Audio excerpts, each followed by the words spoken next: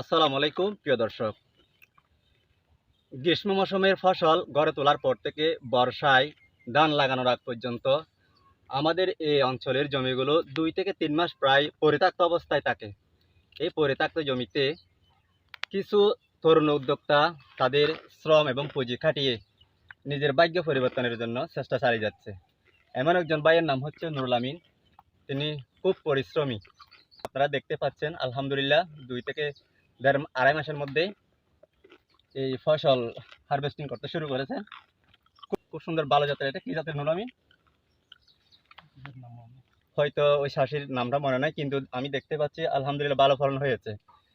আল্লাহ তাআলা রিজিক এমনি কি বলেন গালের ভিতর ঢুকিয়ে দেবে না, পরিশ্রম করতে হবে। পরিশ্রম করলে তো আল্লাহ রিজিক দিয়ে দেবে। একটু এদিকে দেখাও তো সুন্দর করে। আপনারা দেখতে পাচ্ছেন খুব সুন্দর ফলন হয়েছে মাশাআল্লাহ। আসলে আমি লোভ সামলাতে না পারে আপনাদের জন্য ভিডিওটা আপলোড করতেছি। কত বড় দেখেন। এদিকে দেখাও একটু, এদিকে দেখাও তো।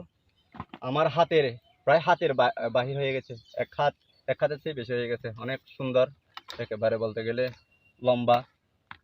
তো আশা করি নুরুল আমিন ভাইয়ের জন্য আপনারা দোয়া করবেন, আর যাতে হারভেস্টিং করতে পারে ভালো করে, যাতে লাভবান হয়। কৃষক বাঁচলে বাঁচবে দেশ, এটাই হচ্ছে আমাদের স্লোগান।